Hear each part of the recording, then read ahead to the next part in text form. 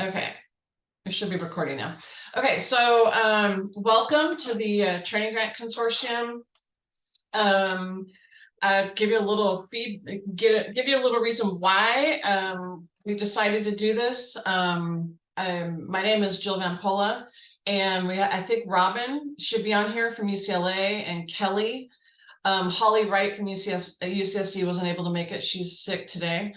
But one of the reasons why we created this group was for several reasons. For me, it was out of frustration. There's just, I feel like we're the redheaded stepchild of the campus, and and I'm sure I'm not the only one that feels that way. And every time I've talked to someone across any other institution or any other UC campus, I hear the same complaints. And we don't have enough resources, there's not enough money, everything. I've heard it all. And I think we need to be heard. We need this voice to be heard. But my biggest goal of this group is to be solution oriented. And I do want to hear people's perspectives, but I also want to know, like, okay, what is your campus? What are you doing in your program that is overcoming this obstacle? So so that is my biggest goal. Let me share the agenda. It's kind of simple. I wanted to do introductions, so if people could write in the chat their name and their perhaps their title and their campus, and we can kind of get a flavor of how many people from different campuses are here. I know a lot of people from UCSF and Davis and Irvine and Berkeley, not Berkeley, UCLA are on the line. So if everyone could just kind of post in there, we can kind of get an idea. One of the things I wanted to mention was this group was, I'm an administrator. Get a little background on me. I've been at UCSD since 1998. I started with one of my PIs is on the line, actually, Betsy Combes. So I started out as a grad coordinator in chemistry and had no idea what I was doing. But one of the first grants that I learned was a training grant, and was actually one of Betsy's training grants. At the time, it was Susan Taylor's. But and so the grants that I particularly worked on were dealing with pre-docs, but they were a very heavily, there was a lot of administration involved, right? And I had to learn all that, and I had to learn the hard way. And so since that time, I have become a research administrator, financial research administrator, and moved to health sciences. I was on general campus, and then I've been in the position that I've been in now as a training grant analyst for UCSD for the last almost 9 years now. And as I was saying at the beginning, I really thought up this idea back in 2019, and I reached out to some of you, and COVID, let's just blame everything on COVID. It just didn't pan out. And I thought, right now, with the issues that we're having at this time, especially with the UAW, things are changing. And I thought, like I said, I created this out of frustration. So I'm just really excited about this group. I really am looking forward to getting to know all of you from the different campuses, and seeing, where our strengths and weaknesses are. I know I have strengths, and I know I have weaknesses, but some of you could complement this group and bring your strengths to the table. So anyway, like I said, I'm just really excited about this group.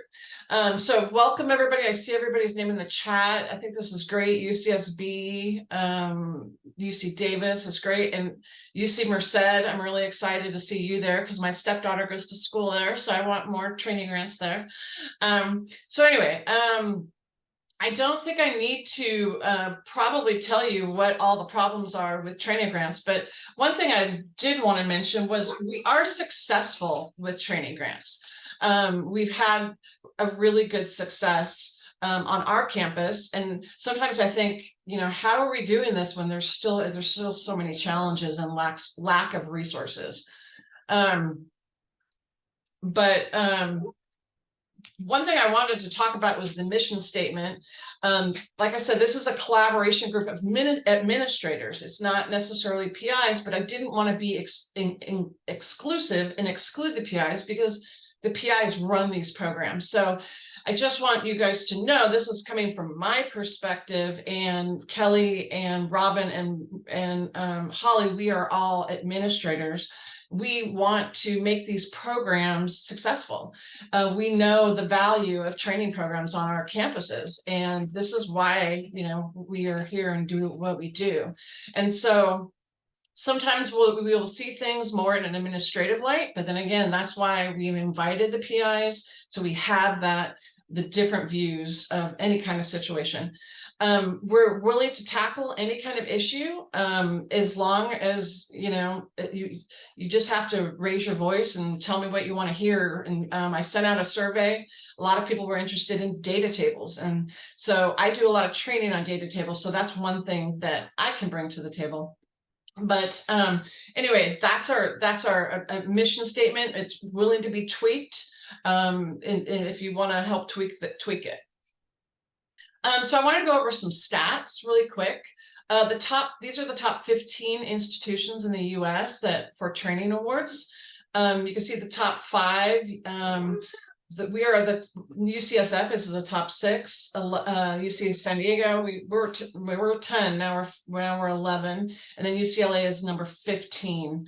So we do have, you know, some heavy hitter campuses, but then we also have some other campuses that it would be nice if these top 3 campuses could share with, you know, the UC Riversides, the ones that are on this list on the top 15.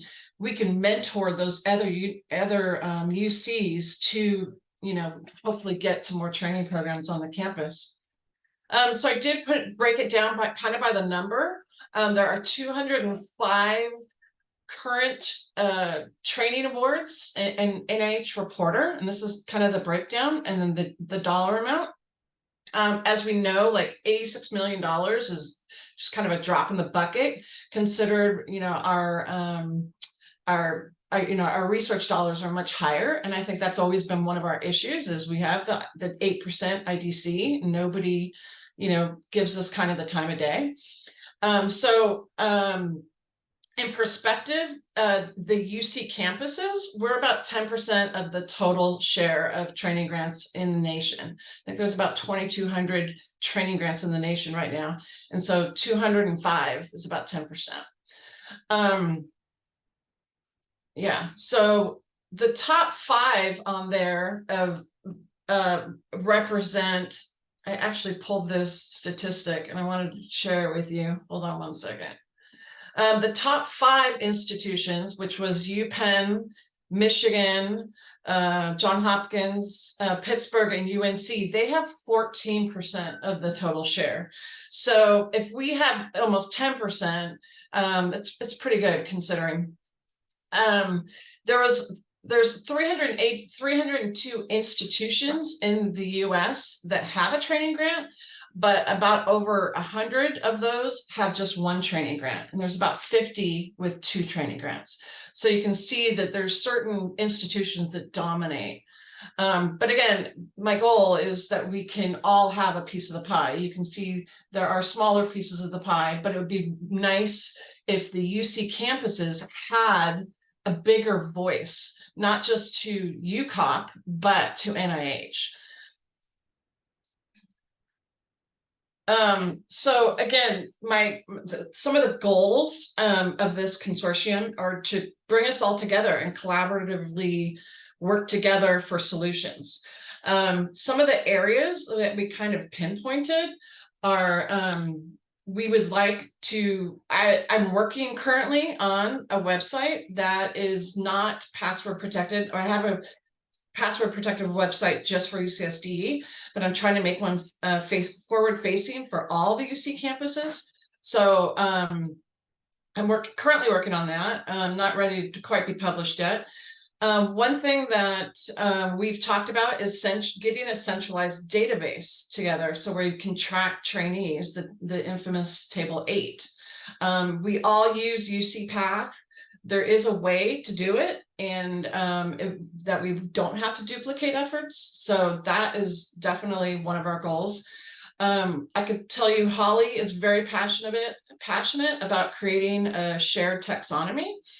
And I know she definitely wants to head that up. We are also looking, and when I say we, our executive team right now, because it's only been the four of us. It's only been Kelly and Robin, Holly, and I. And so we're trying to look for opportunities where we could get funding for a database, or funding in general. How can we get funding for like, for whatever to help further our goals. We know there's a lot of post-award challenges in the financial systems, I should say. There always has been, but there's always financial post-award challenges. So that is one of our goals. And then just staying connected on the website. I'm trying to create like a message board. So if someone, for instance, has a basic question on how do I fill in X-Train, or how do I do extract, or could someone help me with a question on data table 8? You could post it there and someone can answer for you. And it may not necessarily be one of us. It could be any of us, right? But it could be something like that. A PI came to me with a question yesterday about, I guess it was last week, about RCR. He needs to have training for his trainees, and he's like, well, what are the trainees, what other resources do we have on campus? And I'm like, we don't have any yet. So maybe creating a group like that. But maybe if UC Davis has a great RCR program, they'd be willing to share that with us. So those are just some of the goals. I'm open to anything. Like I said, this group was just created out of pure frustration. And I'm just throwing spaghetti against the wall. I kind of joke when I'm teaching, there needs to be a therapy group for people that deal with training grants. And I always propose there's going to be a lot of wine at that therapy session, because it's just some of this stuff can drive you crazy. So the main topic of discussion, if we want to go ahead and move on to that, unless people have questions for me, you're more than welcome to raise your hand or come off mute. But basically the main topic today I wanted to talk about was the salary increases with the UAW, and there's this even larger stipend gap now. And I have to say that I was not happy with our campus solution. And our campus solution was to create a research relief fund that only general campus people could apply to, and it would help with these stipend gaps, which is great. But however, if you're a health sciences employee or health science program, now they're saying, oh, just go to your leadership and ask them for help. Well, to me, that's like the most bogus thing to tell people. I mean, it's just not feasible. So I'm looking to see what other solutions have people come up with on your campus. Betsy. Yeah, I just wanted to clarify also that Betsy, the way can you introduce yourself real quick? Sorry. Oh, sorry. Yeah. Betsy Kamavas, UCSD. I've been running training grants for like 25, 30 years now. So the big upset that I had was, even though that money you say comes, for campus people, it really doesn't, because I look at the shortfall, the stipend gap, whatever you want to call it, as a responsibility of me as the PI.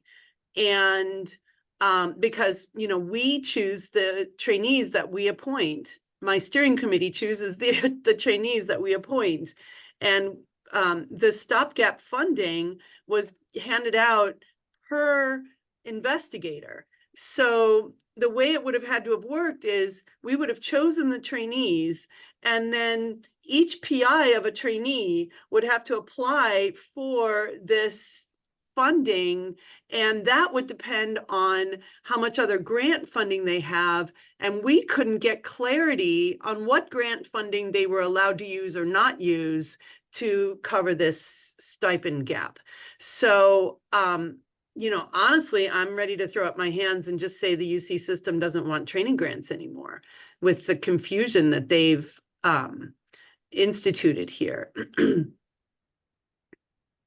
Yeah, so I mean, and it's just such a shame that it's gotten to this point, because I've had other departments like biology saying that they don't even want to support training grants anymore because they're just too costly. And there has to be a way. I mean, how do we get on UCOP's radar, or how do we get on the chancellor's radar, or at all of our institutions? Do we need a letter? We also got guidance at UCSD, and I say guidance very loosely because it's not a hard, fast rule, but saying that we can no longer use federal funds for that gap, which has always been a little bit controversial, but we've been able to do it. So, you know, knowing that now, and and I have central office administrators that are just saying, oh, well, you know, they have tons of discretionary funds, they can find the money some way. And then they come up with these research funds, which is basically, that's unsustainable funding, in my opinion. That's not a long-term solution. So, you know, if there's anybody else that could speak to that, you know, yeah, anyway, I'm willing to hear it. There's things coming in the chat. Yeah, I see this one from Mel. Mel, do you want to introduce yourself and talk a little bit? Sure, I'm actually out of town, so I'm not sure how good my Wi-Fi is going to be, but so I've been a training director in pediatric gastroenterology for over 25, almost 30 years. And it's evolved significantly, where we used to be able to use the institutional portion of the training grant to help with this kind of funding if needed, but it wasn't needed in those days. You know, we were using that to support our trainees, buy books, provide educational tuition other than what's in the tuition portion of the grant, and also to help support faculty who were providing support for the fellows. Well, the last 15 years or so, that whole portion has been going towards their benefits, which isn't even approaching what's happening with the stipend difference. The stipend difference, initially we were able to put it on our division budget, but that's been nixed for many years now. And now we're being told you have to find your own funds and use philanthropy. Have you had any success finding philanthropy? Well, I have, but it's not going to, you know, the way that the money is going out now, we have 5 slots on our training grant, and each trainee costs roughly $40,000. We don't have that kind of money. And our department has said training grants are a priority, but then when I ask, you know, how do we get assistance from the department or other places, they said, well, it's not there. Yeah, that's what's happening here too.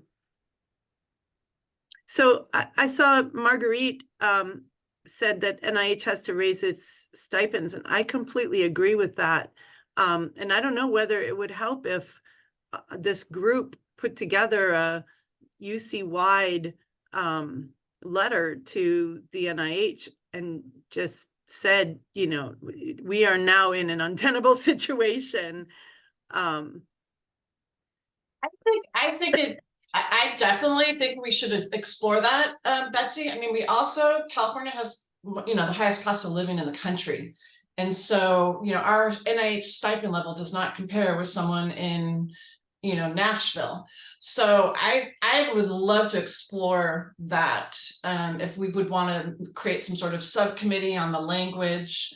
One thing that you know, I'm more than happy, you know, as an administrator, I'm more than happy to, you know, draft up a letter, but, you know, ultimately the administration, our leadership, I should say, they listen to the PIs. They don't listen to people like me.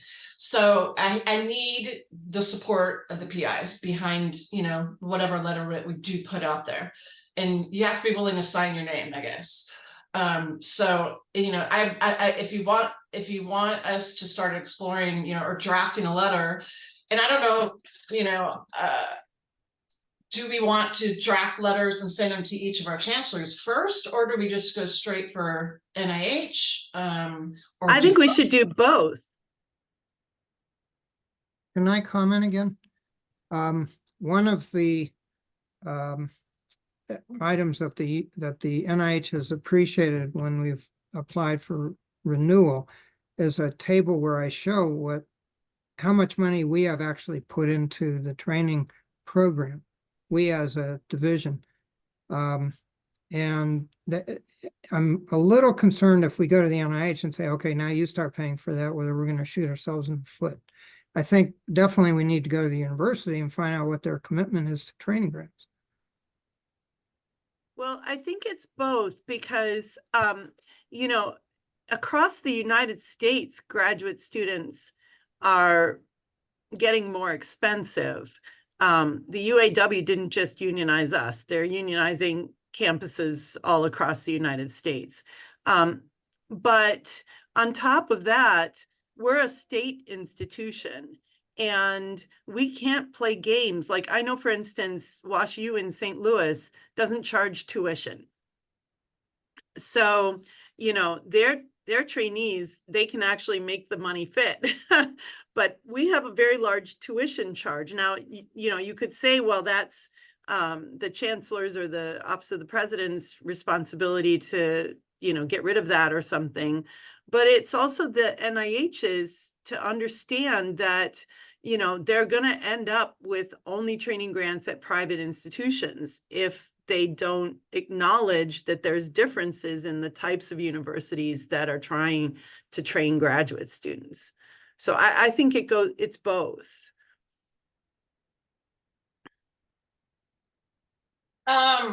Fred Myers, I was just looking at your comment and I hadn't heard this before. NIH administrators have said that if stipends are increased, the numbers of training grants will go down, or assume slots will go down.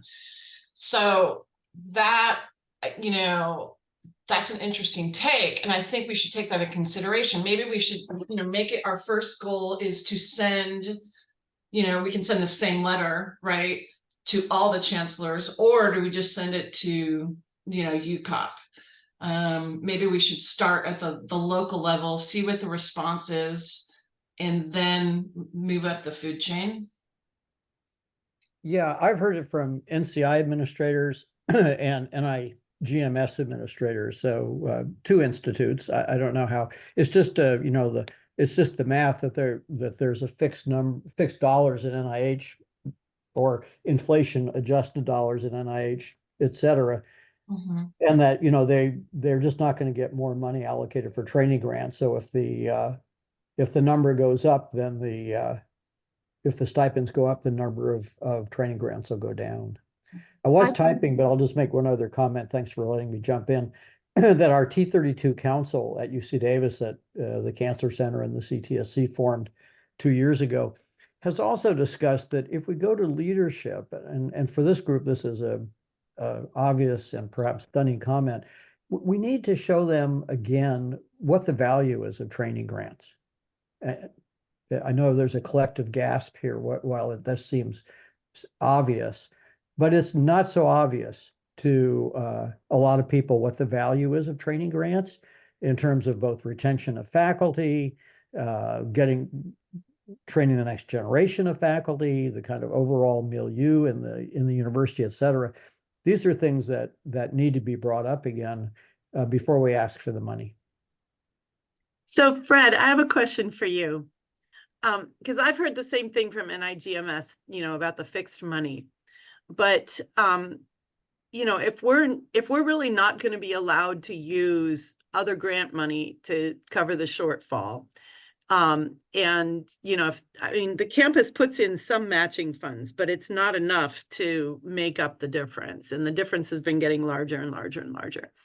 What if we propose to the NIH that the training grant be modular, just like an R01, and then we ask for a certain number of modules, and based on our costs per student, that funds so many students. So maybe a training grant of 500,000 would fund 20 trainees at WashU and only 10 trainees at UCSD.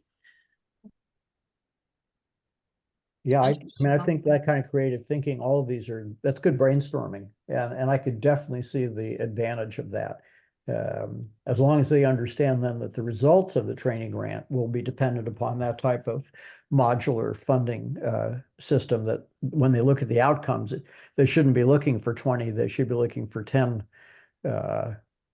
grad students or postdocs, et cetera. Because it's always about the outcomes then. Because the value added that they are looking for in good graduate education is, you know, what they're looking for. So they would want to have training grants at more different institutions. You would think that, you know, they would want to make this work somehow. Anyway. All of you know that NIH has a implicit strategy, maybe explicit, that they never fully fund anybody for anything. All the cancer centers, all the CTSCs, they all, in order to join the club, you have to have institutional support. And without institutional support, you're not allowed to be part of the cancer center club.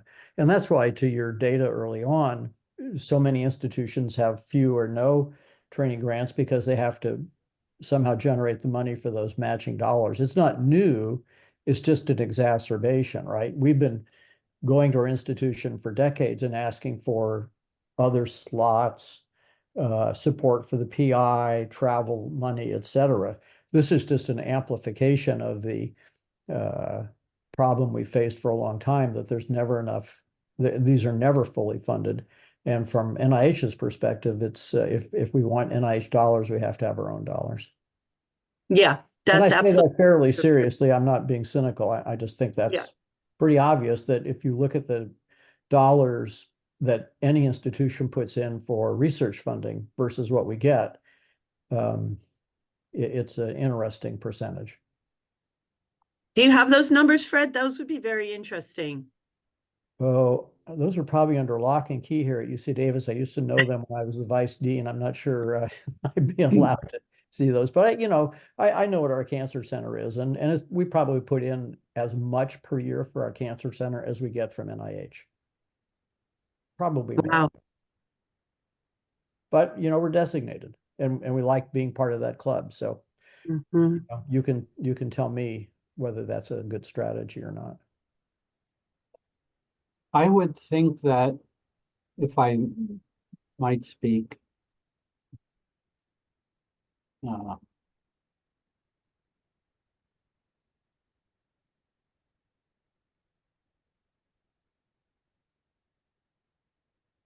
I freeze or do they freeze?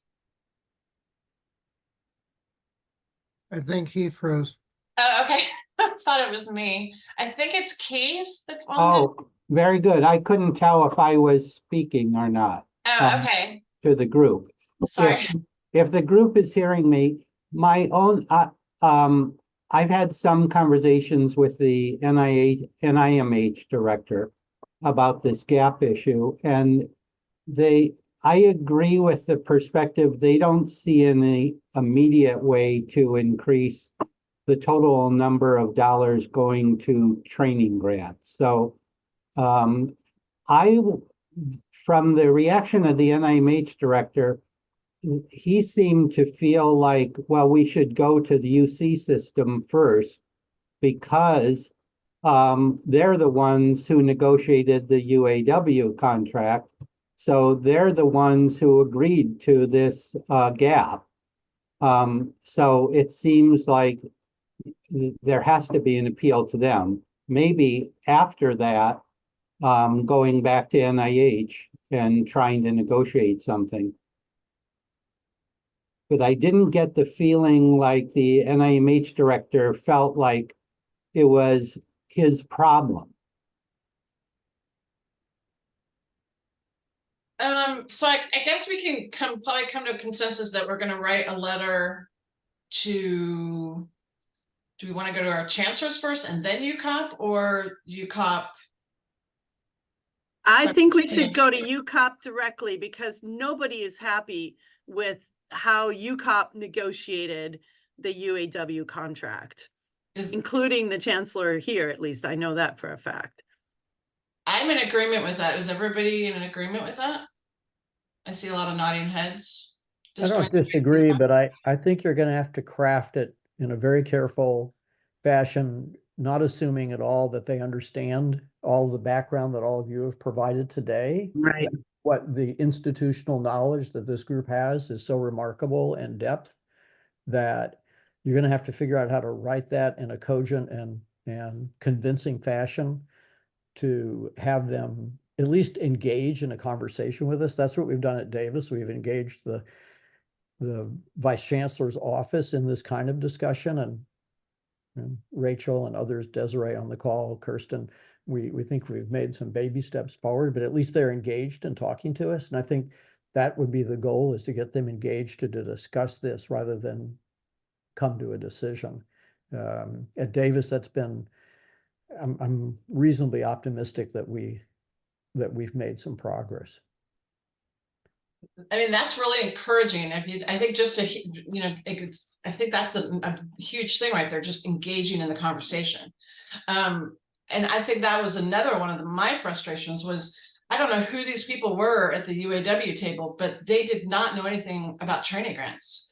And they did not, they were making decisions based and they didn't fully understand training grants. They don't understand the implications that we already had this huge shortfall, and then it just grew, and they did not, you know, or at least our solution was, hey, well, just go talk to the leadership in your department and they'll figure it out. That's so, you know, I'm all for like drafting something, and I can come up with statistics. It'd be nice if like maybe I can have a central person from each campus, maybe to get their statistics on, you know, what the the gap, how big your gap was for the campus, say, or per program. And Liz, did you want to talk? Or Elizabeth, sorry. Yeah, I just want to say I think it's very important to try and make some headway with UCOP, because we actually on our campus had a meeting with labor relations at UCOP. And I'm not actually allowed to discuss the details of it because they brought in a lawyer and said that we weren't allowed to speak to anything that was said in the meeting outside of the meeting, which was kind of a shock to all of us present. But what I can tell you, without going into any details about the meeting, is they don't care. No, literally, like you can pull out, like our campus, Elizabeth Floyd, who's our training grant coordinator, is on this as well. We had spent countless hours pulling up the terms and conditions, explaining how they cannot be considered employees, and it's inappropriate to just categorize them as that and not give them wages. It's a violation of like so many other things, including, I'm pretty sure, IRS law. But you know, and we've sent this to our campus, we sent it to UCOP, and I think we need a much bigger group like this to get the attention of whoever we need to get the attention. That might not even be those negotiating the contract, because like I said, it became very obvious they don't care. They do not care. All they want to do is negotiate their contract and get it out of their hair and create, you know, the least waves possible on their end. And they don't want to deal with grievances or anything like that. So I think getting together as a group, hitting things simultaneously, both at UCOP, in multiple parties at UCOP, as well as the individual chancellors and campuses, I think we have to take a multi-pronged approach. I don't think just, one thing is going to work, because they don't get it. They don't care. They also don't understand the ramifications of it. And they're also not taking into account with these negotiations too that NIH has the total compensation limit on grad students in reference to level 0 postdocs. And that is potentially going to be a problem. So far, I mean, depending on the steps of the grad students and everything, like, a whole ball of wax. So just thought I would share that. Well, thank you, Elizabeth. Sorry. Sorry. So you're at UCSB, right? Yeah. Okay. Robin, did you? And I agree with that. So I'm just making notes here, and I noticed that someone else is taking minutes, but I just want to make sure we're all in this together as far as who we're actually going to be sending. So I think again the consensus is to go straight to UCOP and to the leadership, the local chancellors. And it's really a shame to hear that they don't care. And that makes me want to cry and laugh at the same time. Robin, did you have a question or input? Yeah, I raised my hand. Thank you. Because before it got lost in the comment section. Oh, Nova, you've raised your hand. I was going to bring up your comment that you'd mentioned earlier. In addition to this, I wanted to make sure that we also talked about needing institutional support for faculty as well, right? We talked a little bit about the disincentive for them to participate because it takes so much time and effort for these, and faculty don't want to have time for, it's so much work, right? Administratively for the PIs, for everyone. So I just kind of wanted to bring it back to that comment too. So Nova, I'll hand it up to you because I see your hands raised too. So I don't know if your comment was related to that. Yes and no. I agree though that it's really super important. I think that the institutions recognize that T32s are a lot to run, and most faculty members have multiple, tasks that they have to do on top of running their own research, teaching responsibilities, etc.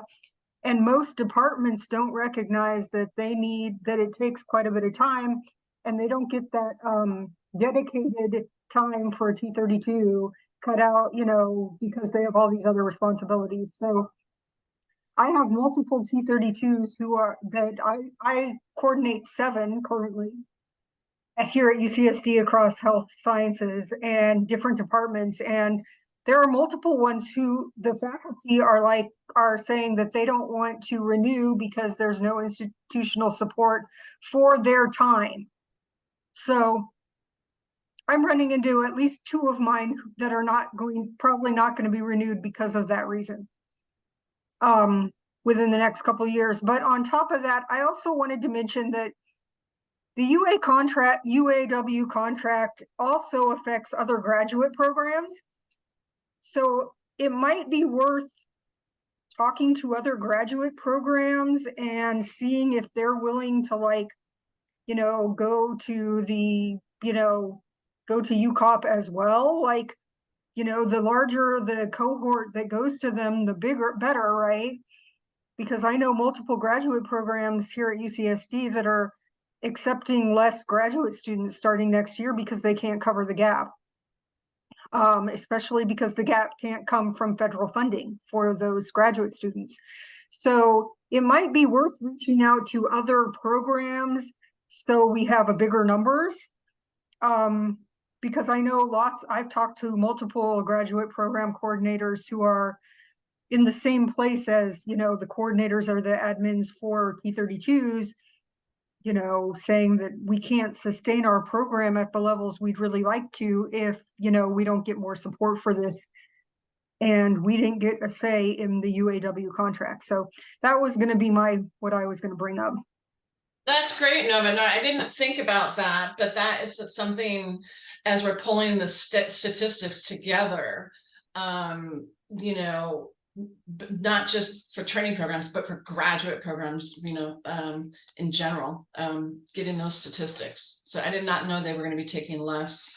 Well, I know at least 2 graduate programs that my T32s draw from, that they were saying, well, we're just going to accept, 2/3 of what we were accepting previous years, because our mentors don't have the discretionary income to cover the gap, and because we can't use grant funding, or NIH grant funding to do that, then where are we supposed to get this money? And less faculty have discretionary money to be able to cover that gap. So yeah, I think pulling in graduate programs, because that's where we draw some of our, T32, fellows from. If we have less of a pool because they're accepting less people, then it trickles down too.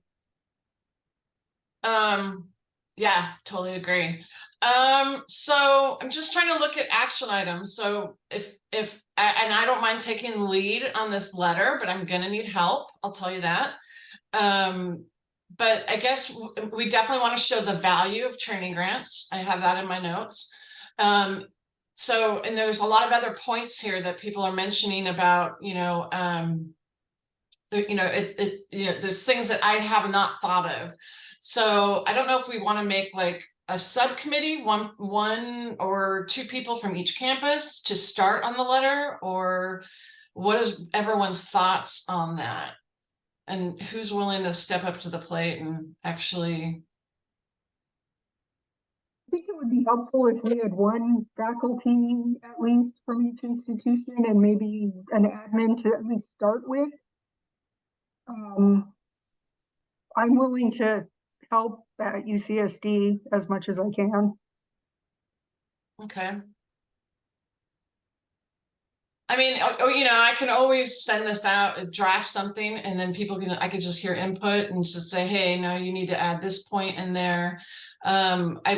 We, as our executive group, Kelly and Robin and Holly and we did create a white paper at one time, listing all of the issues with training grants. But after this conversation today, I'm hearing a lot more. So, Jurga, did you have some? Yeah, so my idea is, because we have a T32 council at UCI, I would be very happy to take whatever drafts we have from here so that they can add whatever they need that way, because we have a bunch of them and everybody's in one place. So I'll be very happy to communicate that with our T32 council. That'd be great. Virga, can you explain what you mean by a T32 council? Oh, so our T32 council is a few years ago, because we had a lot of problems with the training grants. We started the T32 council with the PIs of each program director of a T32. So we have about 19 of training grants, and we have quarterly meetings with the PIs, all program directors. So that's and so are they required to be part of this if they have a T32? Not required, but it's just like it's voluntary. So, but everybody is just happy. So we have this, they share whatever good practices of T32s and things like that. And it's very, everybody's very happy to coordinate, to just attend those meetings, and it's very helpful. And we tried that at UCSD and nobody was interested in I know, no, so that's a problem. Like, I've tried to do that, but then we don't get good attendance. So so what helped most was, it was Vince Cayozo that started it. It was the both of us that we were just like putting everyone together, and it took a while. It just didn't happen. But he was very persistent, and everybody has been just so receptive, and it has been very helpful, especially with UCI internal problems like funding for other things. Like, for example, when we had when one of our GPS, when it was running out, all the PIs came together and sent a good letter of recommendation to the chancellor. So that helped them. That helped a lot. So things like that. Yeah. So in our next meeting, we can share this, whatever we got to, and So how often do you meet, Jurga? Just out of curiosity. quarterly. Quarterly, okay. Mhm. Yeah. Yeah, I would like to kind of reboot that at UCSD, and see if we can get more, more, what's the word? Participation. Participation. I can't think of the right word. Yeah. So, okay, we're at 2:45 and I want to respect everybody's time. And you brought up a good point about meeting frequency. So for this group, I would like to meet monthly. And if we have subcommittees, I'd like, if at some point when we create subcommittees, maybe we can, they can have, other meetings off and as an offshoot, but I want to be as productive as possible. And the reason why I say that, and I'm sure you guys are all aware of the National Training Grant Community of Practice, started out of, I think Northwestern. Great group. I'm really happy that they do that, but they only meet quarterly. And then to me, it's a waste of my time when I go to the meetings and they're just doing, the first half hour is just introductions. And so I like I said, I want to be as efficient as possible with our, but also be respectful of your time. So you could just raise your hand or write in the chat. Does monthly sound okay to everybody? Or and is this time frame pretty good? I just, threw something out on the calendar, but would people prefer over lunchtime or, anybody? I've got a thumbs up. Okay. Monthly sounds good. Okay, cool. What else?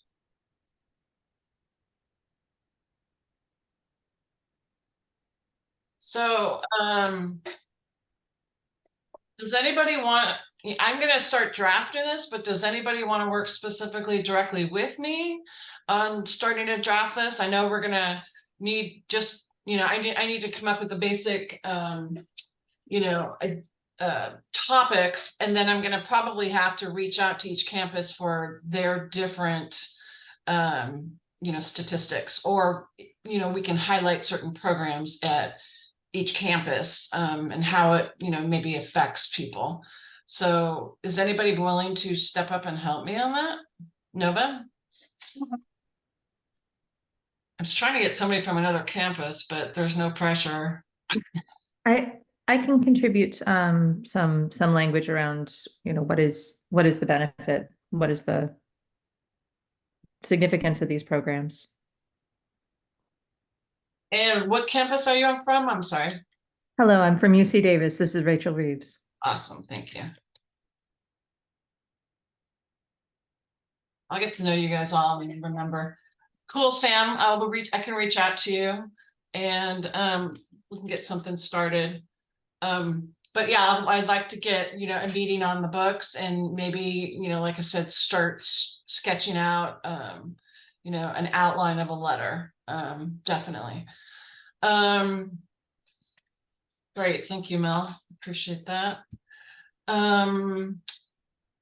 Anything else you guys want to talk about? I mean, I've kind of covered all that I wanted to cover. Was there anybody, wanted to bring up anything else, like for future topics? I have another question. I have another question for the other campuses, because I'm just kind of curious, how involved do you all have, like a dean of graduate studies that's over all the graduate programs in the whole campus? And how involved is that office in, advocating for training grants, or not involved? I'm just kind of curious at other campuses, whether there's any kind of connection there.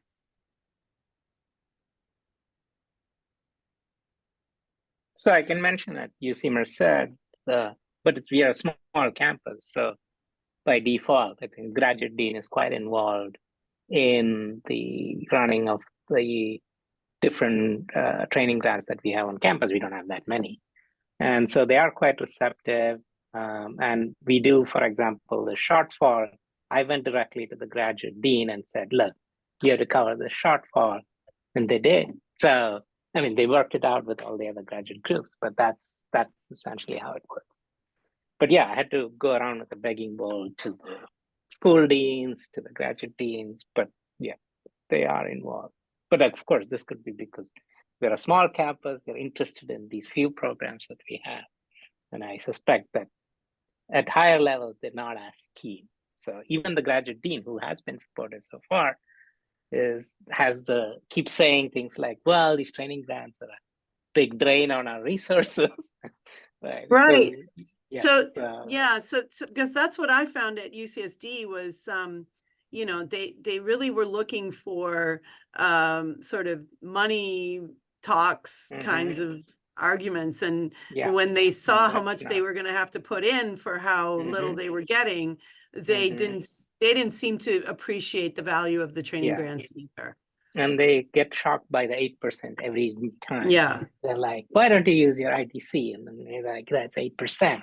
Yeah. They're like, okay. So, yeah. Yurga.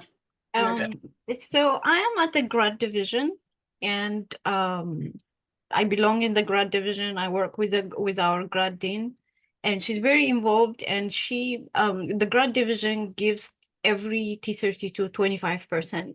So if you have 4 students, you just get 1 more student, get supported by the grad division. And what school are you at? I am in the grad division office, literally in the grad division. Yeah, but which school? UC Irvine. Ah, okay. Sorry. Okay. Yeah, I took that as a given. Sorry. Yeah, I'm at UCI. So, okay. And because that's another thing that's very interesting. Ours does the same thing, and I'm wondering if it's you know, kind of a UC wide policy that the grad division will give that much money. Our problem has been the color of that money. Right. What do you mean? Well, so it used to be that money was in the form of a underrepresented student fellowship. Okay. Which is completely useless to us now. What we need that money for is the shortfall, right? Oh, So Betsy, I don't know if you saw that, you know, this is kind of we did get a response from our grad division, and they still have not made a decision on that. Whether we could use that, you know, funding for shortfall funding. They have not made it, unfortunately. So yeah, that's one of the things that we need to press them on. We need to get an answer. So Yurga, can you use the money for shortfall, or what color is your money? There is a lot of talk. Things are changing, so I cannot say much at the moment. Okay. Because there is a lot of discussion because this money is needed like in different places. So there is a lot of talk, and there is a big meeting tomorrow, literally, and with 2 big schools. So we will go from there. I don't know, but until now, that was how it was. And the grad division also gives every training grant 25,000 for 5 years. So I mean, I don't know how this is going to be changed. So with all these things coming. Yeah. If we could share that information, not necessarily beyond this group, but, you know, what different campuses are doing with this, it would be very helpful, I think, for those whose grad deans are not doing anything, to be able to go and say, well, at least at these schools, they're doing something, you know? Right. Yes. Yeah. I mean, every little helps. Our campus was not like that before. So I know how it is. So yeah. I mean, every little helps. Whatever helps one campus, if it's just going to pull someone else up, then definitely we should share. And I can send out a separate email about, you know, how does your campus support the programs? And like, if you could, you know, outline it out for me, then we can, you know, bring it to our leadership and say, this is what UC Irvine's doing. Could we do something similar? Or, right. vice versa, something. Yeah, like provided that this thing doesn't change tomorrow. that. Yeah. But, and, yeah, and that's what another thing. And I know Elizabeth said, there's certain things I know that they're confidential, and we all have different capacities here, and I'm not expecting you to, breach any of those confidentialities for this group. So. But anyway, we're almost at the top of the hour. I can stay on if you guys want to talk to me directly, but I want to just thank everybody for coming and participating for the first for our first session. I do have a short poll that I'd like to launch, get some feedback.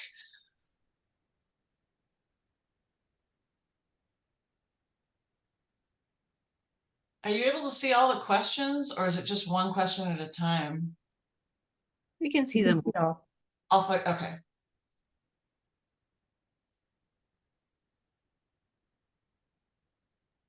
Like I said, I want to be respectful of everyone's time. I want to make sure that this group is being productive. So, I'm open to any kind of input, snide remarks, whatever. Just send me an email.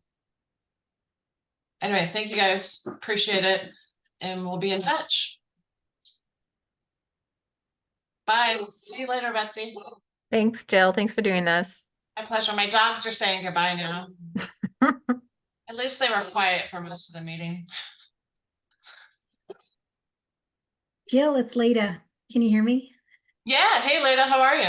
Hi. Would you mind just adding me to the I didn't get Sam had to forward me the invite. I don't think I got it. So I the wasn't group, sure. the Google group. Yes, I can The do Google that. group, yeah. And Can I think, you shoot me an email just so it gets in my inbox? yeah, not a problem. Not a problem. So no, I think this is great that you're doing this because because ladies, since you used to work at UCSD, I did not get like any approval from our vice chancellor. I told them after the fact. I told somebody after the fact at the Christmas party, this is what I'm doing. So I got no approval. And you know what?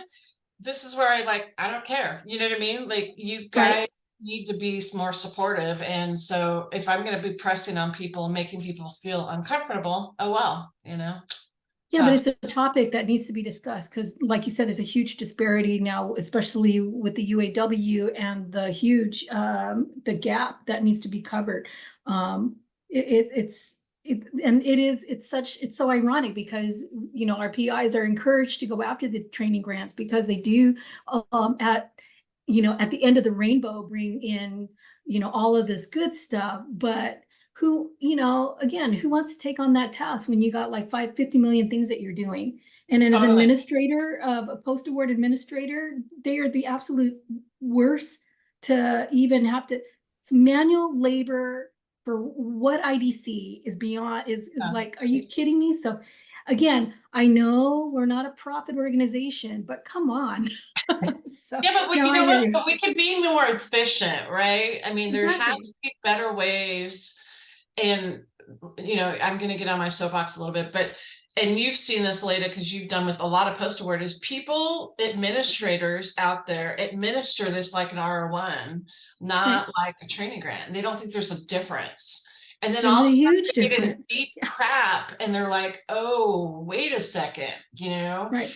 that is when that's why, because there's so many resources used for this, so it's just ridiculous. And there's got to be a better way. There has to be a better way. It really is. So I'm wondering, would it be like to our advantage as a group then if we send out a survey to each of the UCs just to, like what you're asking, because we're not all the UCs are not represented in this consortium, I'm assuming, right? So I reached out to all of them, but like UC Riverside and is it Berkeley? I didn't get much of a response from them.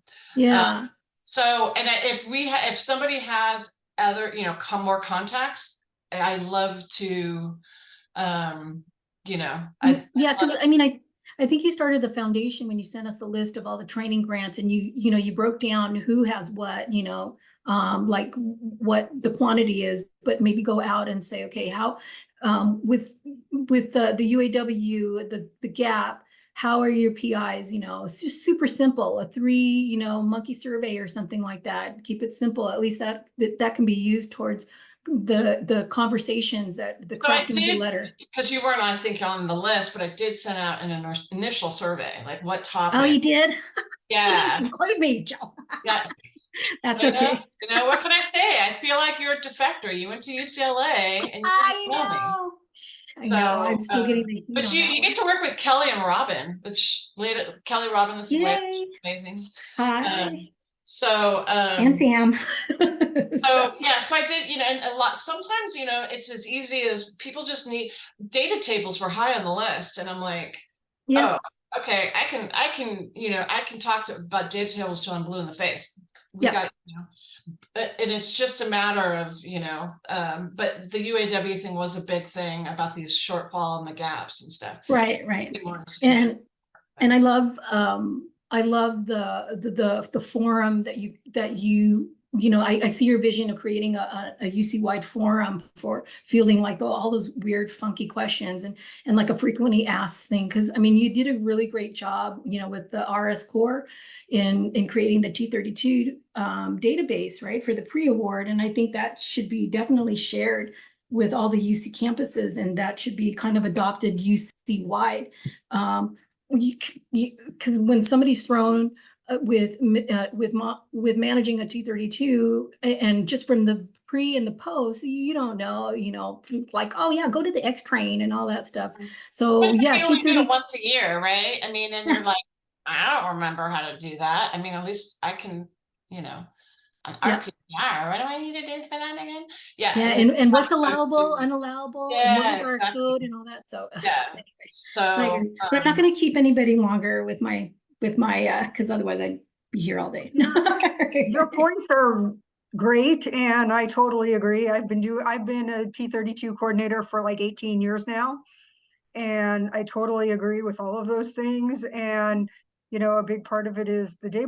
It's a lot of work. It's a lot of work for not much compensation. And also a big part of it is a lot of the people that are thrown into coordinator position don't even understand what that means. A lot of the PIs apply for a T32 and then they don't even know that there's X train, or that they even have to appoint people in X train, and that there's postdoc or pre-doc stipend levels, any of that stuff.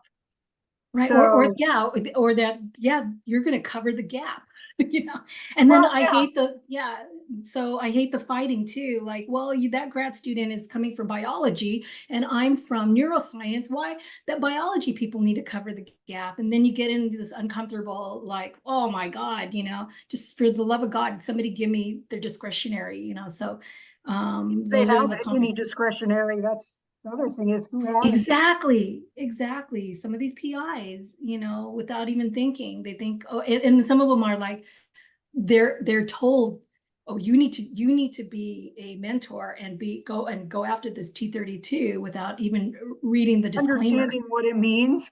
Exactly. Like, I'm going to apply for this grant, I'll get this funding, but they don't even understand what a T32 is really, or what it entails. Yeah, or how much work it is, even just doing the X train appointments. Like, how do I do that? What am I supposed to do? It's exactly. a lot. I think that all institutions across the board, when a PI decides to apply to a T30 for a T32 or a different kind of training grant, no, they need to understand from the institution or from whomever, like, this is what it entails before you decide you're going to apply for this. Because I've had PIs don't even understand any of it, and have like, oh, I brought this person in a year ago and never appointed them on X train. Yeah. But you're paying them on the grant. So like exactly. Anyway, thank you, Lena, for your input. I appreciate it. Nova, I'm gonna start this somehow committee. I'm gonna just flesh out an outline, and then maybe we can meet and talk about divide. Do you want to be on that committee, Lena? Sure. I don't Well, know how much help I'd be. This is what happens when you stay after class, like. I know, I'll be in the bitching and moaning committee. You know, and I really wanted to avoid, going down the level, because we can all complain all day long, you know what I mean? But Yeah. and I think it's important that we voice our concerns and people Right. and people know, like, this is across the The campuses, board. Yeah, across the exactly. nation. I mean, it's not just across the state. So, Exactly. No, I'll help out, whatever you Awesome. need, Joe. Okay, Cool. all right, ladies. I'll Thank start you. pulling in Thank you. my favors. Okay, sounds good. Thank you, Jill. All right, Okay, bye. thanks. Bye. Bye, guys. Bye.